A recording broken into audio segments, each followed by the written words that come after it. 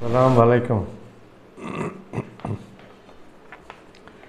দর্শক, পাক ভারত যুদ্ধ কি শুরু হয়ে গেছে? শুভেন্দু এবং বিজেপির বড় বড় মন্ত্রীরা প্রকাশ্যে যেভাবে হুমকি ধুমকি দিচ্ছে যে পাকিস্তানকে বিশ্বের মানচিত্র থেকে মুছে দিবে, তাহলে নিশ্চয়ই হাদিসের বাণী কি সত্য প্রমাণিত হচ্ছে?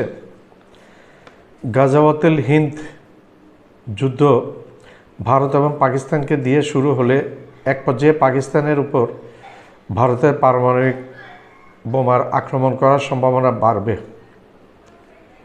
এবং পাকিস্তানকে ধ্বংস করবে। হাদিস অনুসারে তুরস্ক এবং মিশরের পতন হবে। হাদিসগুলি হজরত হুযায়ফা রাদিয়াল্লাহু তাআলা আনহুর কর্তৃক বর্ণিত। আর্মেনিয়ার পতন হবে এবং আর্মেনিয়ার পতন অর্থাৎ অধপতন হবে। অধপতন বলতে এটা পতনকেই বোঝাচ্ছি আমি। ভারতের অধপতন হবে, ভারতের পতন হবে চীনের দ্বারা। চীন ভারতকে আক্রমণ করে শেষ করে দিবে। এখানে আমি অধপতন বলতে বোঝাচ্ছি ধ্বংসকে বোঝাচ্ছি। আর্মেনিয়ার পতন হবে রাশিয়ার পক্ষ থেকে, রাশিয়ার পতন হবে তুরস্কের দ্বারা। পাকিস্তানকে ধ্বংস করবে ভারত এবং ভারতকে ধ্বংস করবে চীন। একটা চেইন রিয়াকশনের মতো দেখা যাচ্ছে এটা। চীন ধ্বংস হবে নাসারাদের দ্বারা, অর্থাৎ আমেরিকা দ্বারা চীন ধ্বংস হবে। 1450 বছর আগে নবীজি এই হাদিসগুলা বলেছিলেন।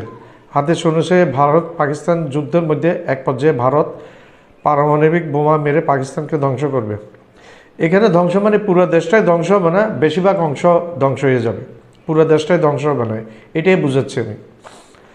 ভারতের উপর চীনের পারমাণবিক বোমা নিক্ষেপ করবে এবং চীন ভারতকে ধ্বংস করবে, টুকরো টুকরো করবে। হাদিস অনুসারে চীনকে ধ্বংস করবে আমেরিকা পারমাণবিক বোমা মেরে। হাদিস থেকে আমরা দেখতে পাচ্ছি পারমাণবিক বোমা দ্বারা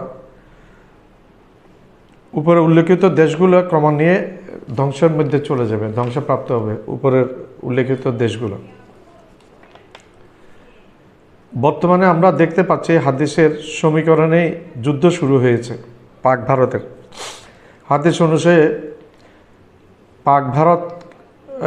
হাদিস অনুসারে ভারত পাকিস্তানকে ধ্বংস করবে, ভারতকে ধ্বংস করবে চীন, চীনকে ধ্বংস করবে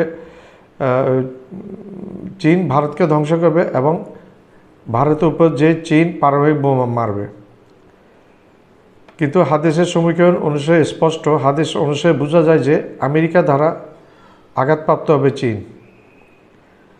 এরপর আমেরিকার চতুর্পাশের শত্রু দ্বারা আক্রান্ত হয়। আমেরিকার বর্তমানে যে সমস্ত বন্ধু আমেরিকা মনে করছে সবগুলা একজোট হয়ে আমেরিকাকে আক্রমণ করে ধ্বংস করে দিবে। দিন যত যাচ্ছে সারা বিশ্বের মধ্যে গাজাওয়াতুল হিন্দ বা মালহামা বা বিশ্বযুদ্ধ ততই প্রকট যেন মনে হচ্ছে।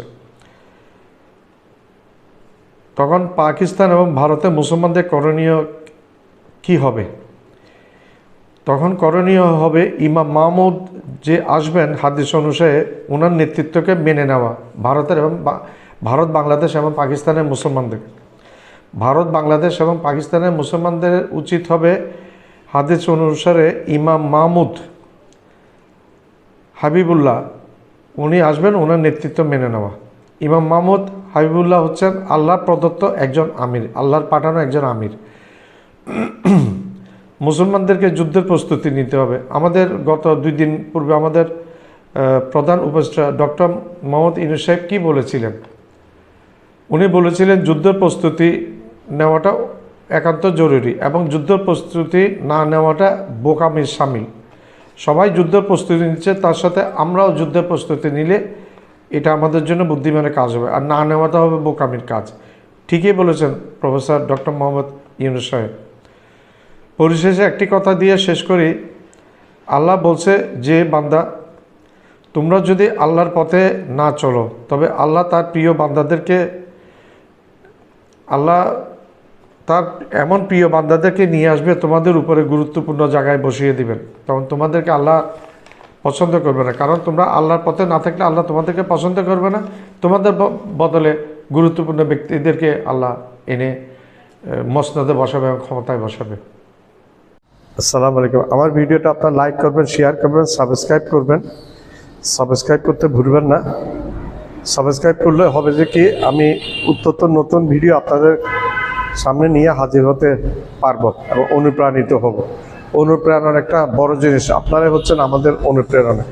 আমি কোনো পয়সার জন্য এই ভিডিওগুলো করি না, শখের বসে ভিডিওটা করি এবং আমি চাই আমার ভিডিওটা সব জায়গায় ছড়িয়ে পড়ুক।